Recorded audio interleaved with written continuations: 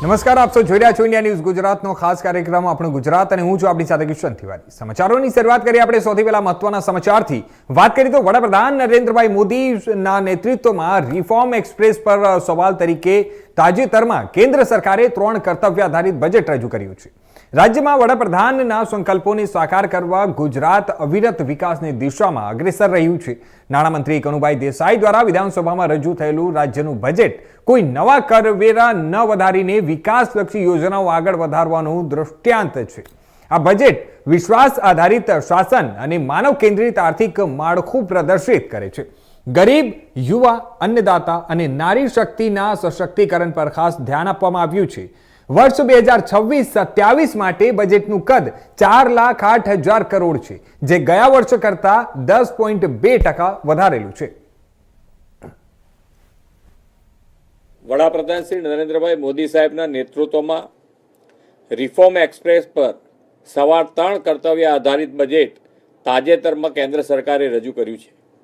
ગુજરાત વડાપ્રધાનશ્રીના દરેક સંકલ્પોને સાકાર કરવામાં, તેમના જ દિશા દર્શનમાં અવિરત વિકાસથી અગ્રેસર રહેતું રાજ્ય છે। અડગ વિશ્વાસ, અવિરત વિકાસની પ્રતિબદ્ધતા સાથેનું ગુજરાતનું બજેટ આજે નાણામંત્રી શ્રી કનુભાઈ દેસાઈએ વિધાનસભામાં રજૂ કર્યું છે। આ બજેટ કોઈ પણ નવા કરવેરાનું ભારણ નાખ્યા વગર રાજ્યની અવિરત વિકાસ યાત્રાને જનકલ્યાણના અડગ વિશ્વાસથી આગળ ધપાવનારું છે। આજે રજૂ થયેલું બજેટ વિશ્વાસ આધારિત શાસન અને માનવ કેન્દ્રિત આર્થિક માળખાનું વિઝન પાર પાડનારું છે એમ હું સ્પષ્ટ માનું છું। સમાજના દરેક વર્ગો, ખાસ કરીને જ્ઞાન એટલે કે ગરીબ, યુવા, અન્નદાતા અને નારી શક્તિના એમ્પાવરમેન્ટ પર આ બજેટમાં વિશેષ ધ્યાન કેન્દ્રિત કરવામાં આવ્યું છે। 2026-27ના બજેટનું કદ 4,08,000 કરોડનું છે, એટલે કે ગયા વર્ષ કરતાં 10.2%ના વધારાનું આ બજેટ સાઇઝ થઈ છે। બજેટના કુલ ખર્ચના 65% વિકાસલક્ષી ખર્ચ માટે ફાળવ્યા છે। એટલું જ નહીં, સામાજિક સુરક્ષા, માનવ સંસાધન વિકાસ, માળખાકીય સુવિધાઓ તથા આર્થિક વિકાસ અને ગ્રીન ગ્રોથ એમ 5 સ્તંભ પર આધારિત આ બજેટ છે। Education, sports, art and culture માટે 20% એટલે કે 64,000 કરોડથી વધુ રૂપિયા ફાળવ્યા છે। શિક્ષિત, સજ્જ, ઉત્કૃષ્ટ અને ભવિષ્ય માટે તૈયાર યુવા શક્તિના નિર્માણ માટે બજેટમાં નમો ગુજરાત કૌશલ્ય અને રોજગાર મિશન માટે 226 કરોડ રૂપિયાનું પ્રાવધાન કર્યું છે। આરોગ્ય, સુખાકારી, સામાજિક સેવાઓ માટે 19% તેમજ કૃષિ, સિંચાઈ, પાણી માટે, શહેરી વિકાસ માટે 11%ની ફાળવણી થઈ છે। તે સૌના સાથ, સૌના વિકાસની વડાપ્રધાનશ્રીની નેમ સાકાર કરશે। આ વર્ષે કેપિટલ એક્સપેન્ડિચર માટે 39% રકમ ફાળવવામાં આવી છે। તેનાથી સતત, અવિરત અને ગતિશીલ વિકાસની ગતિ પ્રુડન્ટ ફાઇનાન્શિયલ મેનેજમેન્ટને કારણે વધુ તીવ્ર બનશે। વડાપ્રધાન શ્રી મોદી સાહેબે ગ્રીન ગ્રોથ માટે કરેલા આહ્વાનને ઝીલી લઈને આ વર્ષના બજેટમાં 15,000 કરોડથી વધુની રકમ ગ્રીન બજેટના ભાગરૂપે ફાળવી છે। શ્રી મોદી સાહેબના આગવા વિઝનના કારણે આજે ગુજરાત ગ્લોબલ ટુરિઝમ મેપ પર ચમક્યું છે। પ્રવાસન ક્ષેત્રને વધુ નવી ઊંચાઈ મળે તે માટે વર્ષ 2026ને ગુજરાત પ્રવાસન વર્ષ તરીકે જાહેર કરીને 6500 કરોડ રૂપિયાની બજેટ જોગવાઈ કરી છે। ભગવાન બિરસા મુંડાની 150મી જન્મજયંતિની ઉજવણીના વર્ષમાં આદિવાસી વિસ્તારોને વિકાસની મુખ્ય ધારામાં લાવવા 35,000 કરોડથી વધુ રૂપિયા ફાળવ્યા છે। 4 આદિવાસી જિલ્લાઓના 18 તાલુકાના 51,480 હેક્ટર વિસ્તારમાં ઉદ્વહન સિંચાઈ યોજનાનું આયોજન પણ કરવામાં આવ્યું છે। આદિવાસી યુવાનોને ઘર આંગણે રોજગાર અવસર માટે આદિવાસી વિસ્તારોમાં 5 નવી જીઆઈડીસી સ્થાપના કરવામાં આવશે। આદરણીય વડાપ્રધાન શ્રી નરેન્દ્રભાઈ મોદી અને કેન્દ્રીય ગૃહ તથા પ્રથમ સહકારિતા મંત્રી શ્રી અમિતભાઈ શાહના પ્રયાસોના પરિણામે અમદાવાદને કોમનવેલ્થ ગેમની યજમાનીનો અવસર મળ્યો છે। આ માટે સ્પોર્ટ્સ ઇન્ફ્રાસ્ટ્રક્ચર અને આધુનિક પરિવહન સેવાઓ સાથે ઓલિમ્પિક રેડી અમદાવાદ માટે 1200 કરોડથી વધુ રૂપિયાની ફાળવણી આ બજેટમાં કરી છે। રાજ્યમાં ફ્યુચર રેડી ઇન્ફ્રાસ્ટ્રક્ચરના નિર્માણ માટે ગુજરાત હાઈ સ્પીડ કોરિડોરમાં રૂપિયા 800 કરોડના રોકાણ દ્વારા નેક્સ્ટ જનરેશન કનેક્ટિવિટીનું નિર્માણ થશે. ક્લાઇમેટ રેઝિલન્ટ અને ન્યૂ ટેકનોલોજીનો માર્ગ માટે 600 કરોડ રૂપિયાની ફાળવણી કરવામાં આવી છે. હવેનો સમય એઆઈ અને ડીપ ટેકનો યુગ છે. ગુજરાતને એઆઈ અને ડિજિટલ ગવર્નન્સના ઇનિશિયેટિવના અગ્રેસર રાખવા 850 કરોડથી વધુની રકમ ફાળવી છે અને ડેટા ફ્યુઝન સેન્ટર તથા સેન્ટર ઓફ એક્સેલન્સની જાહેરાત કરી છે. રાજ્ય સરકારે 6 રિજિયનલ ઇકોનોમી માસ્ટર પ્લાનથી સંતુલિત આર્થિક વિકાસની નેમ રાખી છે. તે માટે લગભગ 7,000 કરોડ રૂપિયા ફાળવ્યા છે અને વિકસિત ગુજરાત 2047નો માર્ગ વધુ ઉજ્જવળ બનાવ્યો છે. આપણે વડાપ્રધાનશ્રીની પ્રેરણા અને માર્ગદર્શનમાં સોમનાથ સ્વાભિમાન પર્વની ગૌરવમય ઉજવણી કરી રહ્યા છીએ. આ સ્વાભિમાન પર્વ સાથે પ્રત્યેક ગુજરાતી ગુજરાતના ગતિમાન વિકાસનું ગર્વ લઈ શકે તેવું સર્વસમાવેશી બજેટ આપવા માટે નાણામંત્રી શ્રી કનુભાઈ દેસાઈ અને તેમની સમગ્ર ટીમને હવે આપણે સમાચારોમાં આગળ વાત કરીએ ઉપલેટાની. તો ઉપલેટા મામલતદાર તેમજ તંત્ર દ્વારા ગાણુદ ગામમાં વાડી વિસ્તારમાં બુલડોઝર ફેરવી સરકારી જમીન ખુલ્લી કરાઈ છે. ઉપલેટા મામલતદાર તેમજ તંત્ર દ્વારા 5 બુલડોઝર તેમજ 5 રોટાવેટર લઈ ગાણુદ ગામમાં ધામા નાખવામાં આવ્યા છે. ત્યાં તંત્ર દ્વારા ગામોદ ગામે ખેતી વિષયક જે જમીન તેમજ ગેરકાયદેસર કરવામાં આવેલા વાડા દૂર કરવામાં આવ્યા છે. ઉપલેટાના ગણોદ ગામે સરકાર હસ્તકની સર્વે નંબર 784 પૈકીની જમીન ઉપર 31 દબાણકારો દ્વારા દબાણ કરવામાં આવ્યું હતું. ઉપલેટા મામલતદાર દ્વારા નોટિસ આપ્યા બાદ પણ જમીન ખાલી ન કરાતા ઉપલેટા મામલતદારની ટીમ દ્વારા આ દબાણ દૂર કરવામાં આવ્યું છે. ત્યારે જણાવી દઈએ કે ધોરાજી નાયબ કલેક્ટર, ઉપલેટા મામલતદાર, રેવન્યુ સ્ટાફ, પોલીસ સ્ટાફ સાથે જેસીબી રોટાવેટર ફેરવી અને દબાણ દૂર કરાયું હતું. આ દબાણકર્તાઓએ સરકારી જમીન ઉપર ઘઉંનું વાવેતર કર્યું હોય અને ત્યારે તંત્ર દ્વારા રોટાવેટર ફેરવી દેવામાં આવ્યું હતું. ઉપલેટા તંત્ર દ્વારા ગણોદમાં સરકારી 300 વીઘાથી વધુ જમીન ઉપરનું દબાણ દૂર કરાયું છે. ઉપલેટા તંત્ર દ્વારા 17 કરોડથી વધુની કિંમતની જમીન હવે ખાલી કરાવાઈ છે. ઉપલેટા મામલતદાર દ્વારા દબાણકારોને 4,42,030 રૂપિયાનો દંડ પણ ફટકારવામાં આવ્યો છે. ઉપલેટા તાલુકાના ગણોદ ગામે સરકારી ખરાબાના રેવન્યુ સર્વે નંબર 784 પૈકીની 48 હેક્ટર જમીન કે જે આશરે 300 વીઘાથી વધારે જમીન થાય એમાં કુલ 31 દબાણદારોનું દબાણ માલુમ પડેલ હતું. જે અન્વયે જમીન મહેસૂલ અધિનિયમની કલમ 61 મુજબ ધોરણસર કેસ ચલાવી અને નિયમ અનુસાર કલમ 202ની નોટિસ આપી. તેમ છતાં આ દબાણ દૂર કરવામાં ન આવતા આજરોજ 5 જેસીબી મશીન અને 5 રોટાવેટર મશીનથી આ દબાણો દૂર કરવામાં આવેલ છે. આ દબાણોમાં ખેતી વિષયક દબાણ હતા, ઉપરાંત વાડા કરવામાં આવેલ હતા અને મકાનો પણ બનાવવામાં આવેલ હતા, જે તમામને દૂર કરવામાં આવેલ છે. જે ખેતી બાબતના દબાણ હતા એમાં વાવેતર હતા તે કેવી રીતે દૂર કરાવ્યું? ખેતીના જે વાવેતર હતા એમાં રોટાવેટર મશીન ફેરવી અને આ તમામ પાક દૂર કરવામાં આવી અને જમીન ખુલ્લી કરવામાં આવેલ હતી. આ કામગીરી ઉપરાંત આ દબાણદારોની કુલ 4,42,000 જેવી રકમનો દંડ પણ કરવામાં આવેલ છે, જેની પણ અમે વસૂલાત કરશું. આ કામગીરીમાં અમારી કચેરીના નાયબ મામલતદાર, તલાટી, ધોરાજી ડેપ્યુટી કલેક્ટર સાહેબ તથા ઉપલેટા પોલીસ સ્ટેશનનો સ્ટાફ જોડાયેલો. હવે સમાચારોમાં આપણે આગળ વાત કરીએ વડોદરાની. તો ગુજરાત વિધાનસભામાં 2026-27 માટે રાજ્યનું વાર્ષિક બજેટ રજૂ કરવામાં આવ્યું. નાણામંત્રી કનુભાઈ દેસાઈએ સતત 5મી વાર ગુજરાતનું બજેટ રજૂ કર્યું છે. બજેટનું કદ 4,08,000 કરોડ રૂપિયાનું છે, જે ગત વર્ષોની સરખામણીએ 10% વધારે છે. ત્યારે આ બજેટમાં ખેડૂતો, યુવાનો અને મધ્યમ વર્ગ માટે અનેક મહત્વપૂર્ણ જાહેરાતો કરવામાં આવી છે. જ્યારે ખેડૂતોને દિવસે વીજળીની ગેરંટી આપવામાં આવી છે અને ઈવી ચાર્જિંગ માટે કરોડોની ફાળવણી કરવામાં આવી છે. આજે જે ગુજરાત વિધાનસભામાં જે બજેટ રજૂ કરવામાં આવ્યું એના વિશે હું એટલું જ કહી શકું છું કે અત્યારે જે મોંઘવારી વધી ગઈ છે એના કારણે સામાન્ય માણસનું જનજીવન અસ્તવ્યસ્ત થઈ ગયું છે. જ્યારે કે પેટ્રોલના ભાવ છે અને બીજા ઘણા બધા ભાવમાં એટલો બધો વધારો થઈ ગયો છે, જેના લીધે પબ્લિક પણ ત્રાહી ગઈ છે. તો સરકારને મારી નમ્ર વિનંતી છે કે થોડું એના ઉપર પણ ધ્યાન આપે. અત્યારે હું જોબ કરી રહ્યો છું 15,000ની. 15,000માં મારા 2 બાળક છે અને વાઈફ છે, જેના લીધે મારું આખું ઘર ચાલી રહ્યું છે. હવે બજેટ એવું રજૂ કરે કે જેનાથી મને થોડું અપેક્ષા રાખું કે એના લીધે મને થોડો ફાયદો થાય. અને શાકભાજી છે, વોટેવર ઘણી બધી વસ્તુના લીધે અત્યારે સામાન્ય માણસને ઘણો પ્રોબ્લેમ થયો છે. બસ રિક્વેસ્ટ એ જ છે કે બજેટમાં થોડું આ સરકાર ધ્યાન આપે એવી મારી માંગણી છે. Thank you. આપનું નામ? હું સંજય પરમાર ભાયલી ગામથી બોલું.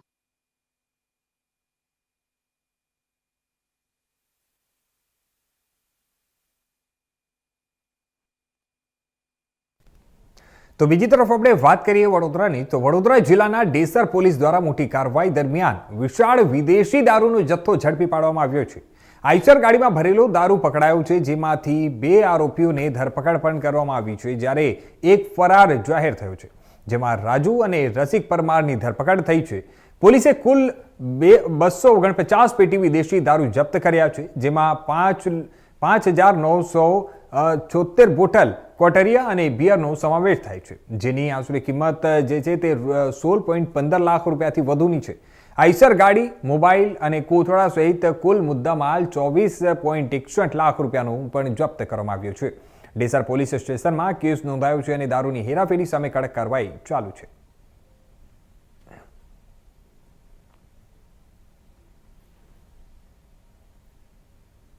હવે આગળ આપણે વાત કરીએ અમરેલીની, તો અમરેલીના સાવરકુંડલા શહેરના વોર્ડ નંબર 8 અને મધુવન વિસ્તારમાં સ્થાનિક લોકો ગટરના ગંભીર પ્રશ્ને ત્રાહિમામ થઈ ગયા છે.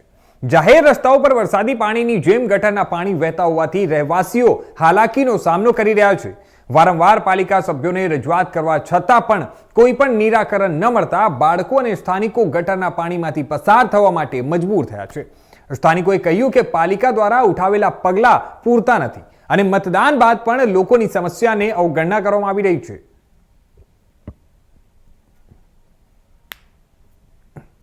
તો જણાવી દઈએ, આ જે ગટરની સમસ્યા છે તેને લઈને સ્થાનિકોમાં ક્યાંક ને ક્યાંક ભારે રોષ ફેલાયો છે, કારણ કે આ જે ગટર ઉભરાવાની જે સમસ્યા છે તેને લઈને ત્યાંના સ્થાનિકો, ત્યાંના રહેવાસીઓ તરફથી વારંવાર ત્યાં ફરિયાદ કરવામાં આવી છે, રજૂઆતો કરવામાં આવી છે, છતાં પણ આજ દિન સુધી એનો કોઈ પણ નિકાલ થયો નથી અને જેને લઈને ત્યાંના લોકો હવે ત્રાહિમામ પોકારી ઉઠ્યા છે. એ લોકોનું કહેવું છે કે અમે ઘણી વખત જે ફરિયાદ નોંધાવી છે, ઘણીવાર અમે રજૂઆત કરી છે, પણ અમારી રજૂઆતો કોઈ સાંભળવા માટે તૈયાર નથી. અને આપણે વાત કરીએ તો જ્યારે ઇલેક્શન અને વોટિંગનો સમય આવે છે ત્યારે એ લોકોનો આક્ષેપ છે, સ્થાનિકોનો આક્ષેપ છે કે વોટિંગના સમયે લોકો આવે છે, પરંતુ અત્યારે આ સમસ્યાનું નિરાકરણ કરવા માટે કોઈ આવતું નથી.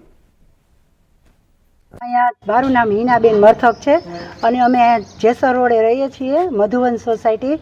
અને મધુવન સોસાયટી, જેસર રોડ અને સાવરકુંડલાનો આખો A1 એરિયો કહીએ તો A1 એરિયો છે, પણ અમારે કહેવાનો A1 છે. બાકી અમારે શેરીમાં અમારે બાળકોને અમે સ્કૂલે મૂકવા જાય છીએ બસ સ્ટોપે, તોય પણ અમારે ગટરનું આ ગંધાતું પાણી કાયમ ખાતે હોય છે. અમે રજૂઆત કરીએ છીએ નગરપાલિકામાં, તો એ લોકો આવી અને 2 દિવસ કરી જાય, કા પછી છે ને ગટરનું ઢાંકણું આવીને ખોલી જાય છે, એટલે પાણી વયું જાય. અને બીજે જ દિવસે સવારના પોરમાં જોવો ને તો એટલું મચ્છર ને પાણી અમારા ઘર લગીને, ડેલા લગીને અમારે આમ જવું હોય ને, બહાર શાકભાજી લેવા જવું હોય, છોકરાઓને મૂકવા જવું હોય, તોય પણ કોઈ જાતનો કોઈ આમાં અમારો ઉકેલ થતો નથી. કાયમ ખાતે નદીની જેમ પાણી વહે છે.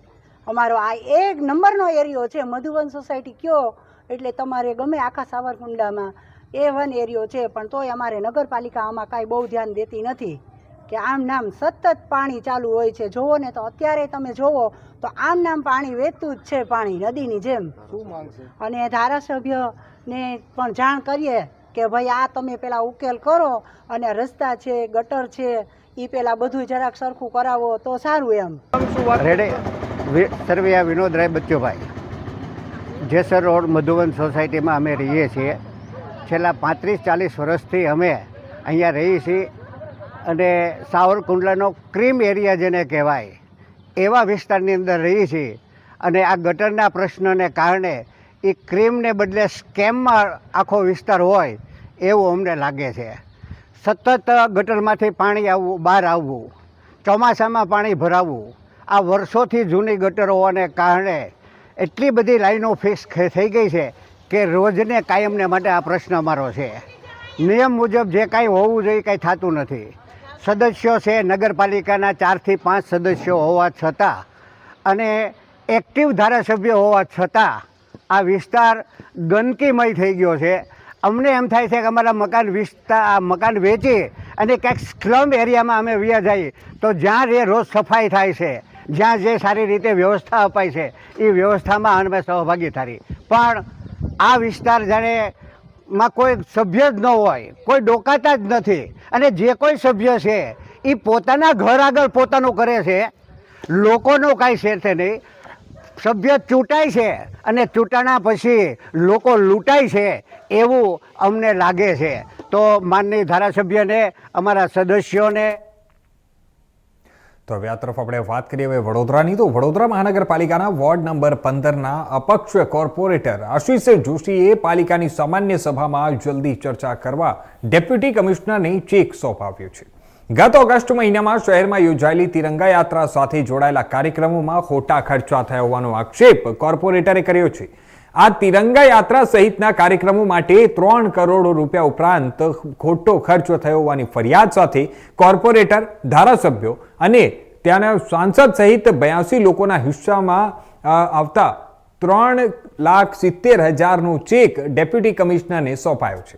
સાથે જ મોટા અને ખોટા ખર્ચના બિલોની કોપી પણ મેયર પિંકીબેન સોનીને એમને આપીને નોંધણી કરી છે.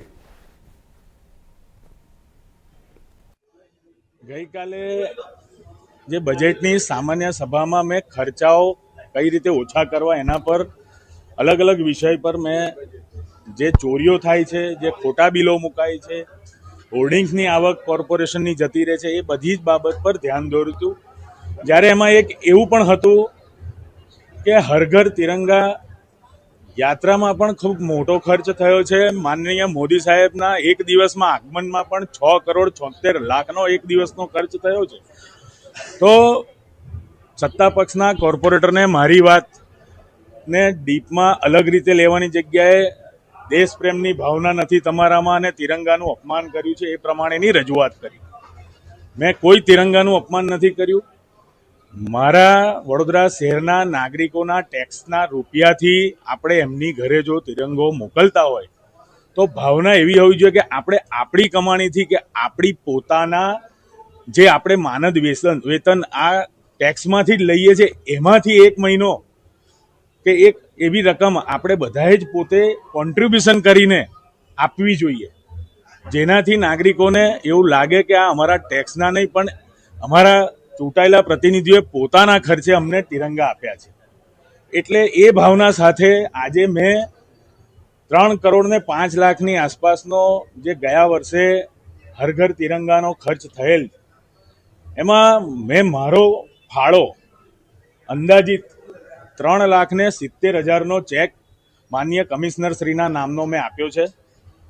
અંદાજિત એટલે કહીશ કે અમે 76 કાઉન્સિલર શ્રી છીએ, 5 શહેરના ધારાસભ્ય અને 1 સાંસદ મળીને 82 લોકોના વચ્ચે જો આ 3 કરોડ ને 5 લાખની રકમ ભાગવામાં આવે તો 3,70,000 જેટલી રકમ મારા ભાગે આવે છે અને એ મેં ચેક ચૂકતે કરી દીધો છે.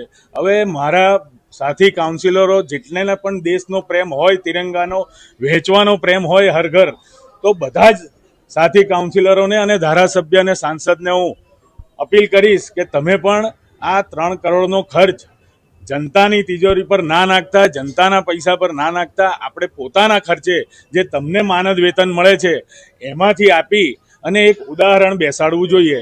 મારી ભાવના ગઈકાલે આટલી જ હતી. આશિષભાઈ, તો સભામાં બોલ્યા કેમ નહીં? આપ તો છે.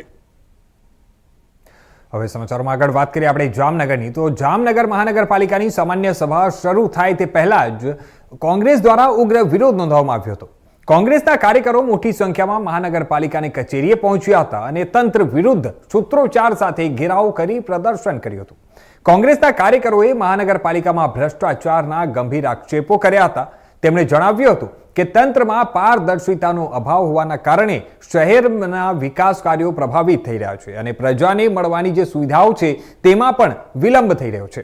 વિરોધ દરમિયાન કોંગ્રેસના આગેવાનો દ્વારા સ્ટેન્ડિંગ કમિટીને લઈને પણ આકરા શબ્દોમાં ટીકા કરવામાં આવી હતી અને તેમણે સ્ટેન્ડિંગ કમિટીને સેટિંગ કમિટી ગણાવી ગંભીર આક્ષેપો કર્યા હતા અને કહ્યું હતું કે નિર્ણયો પારદર્શક રીતે લેવાતા નથી. પ્રદર્શન દરમિયાન કોંગ્રેસના કાર્યકરો દ્વારા બેનરો અને સૂત્રોચ્ચાર સાથે મહાનગરપાલિકા તંત્ર વિરુદ્ધ રોષ વ્યક્ત કરવામાં આવ્યો હતો. આ સમગ્ર કાર્યક્રમ દરમિયાન કોઈ અનિચ્છનીય બનાવ ન બને તે માટે પોલીસનો ચુસ્ત બંદોબસ્ત પણ ગોઠવવામાં આવ્યો હતો.